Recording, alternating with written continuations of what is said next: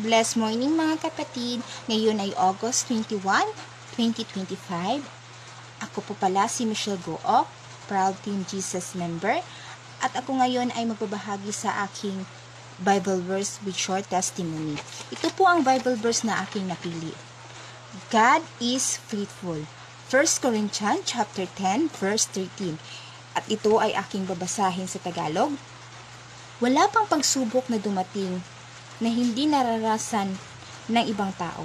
Tapat ang Diyos at hindi na ipinapahintulot na kayo subukin ng higit sa inyong makakaya. Sa halip, pagdating ng pagsubok, bibigyan niya kayo ng lakas upang makayanan ito at ng paraan upang malampasan ito. Yes, Amen.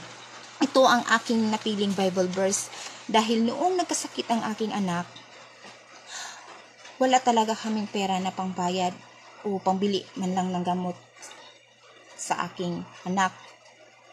At ako'y nagdasal sa Panginoong Hesus na sana may gamitin siyang tao na makakatulong sa amin. At hindi nga ako binigo ng Panginoong Hesus. Binigyan niya talaga ako ng tao o naging instrumento upang matulungan kami na mabayaran ang aming mga bayarin sa ospital at makabili kami ng gamot sa pangangailangan ng aking anak. At doon ko naramdaman na hindi talaga ako pinabayaan ng Panginoong Hesus sa aking pagsubok na dumating.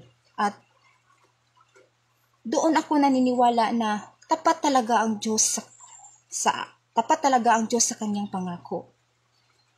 At simula noon ay pinahawakan ko ang kanyang mga pangako ni Panginoong Hesus dahil ang Diyos ay tapat talaga sa kanyang pangako. Hindi kailanman tayo pababayaan o bibiguin ng Panginoong Hesus dahil ang Diyos ay tapat sa kanyang pangako. Kaya may mga pagsubok man tayong sa ating buhay, maniwala at magtiwala lang tayo sa Panginoong Hesus sa kanyang pangako dahil ang Diyos ay tapat sa kanyang pangako.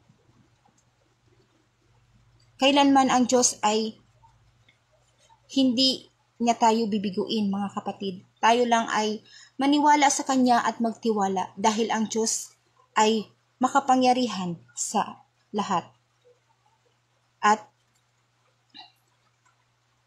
salamat Panginoong Hesus sa kabutihan at walang hanggang pagmamahal sa akin o sa amin Panginoong Hesus. Kaya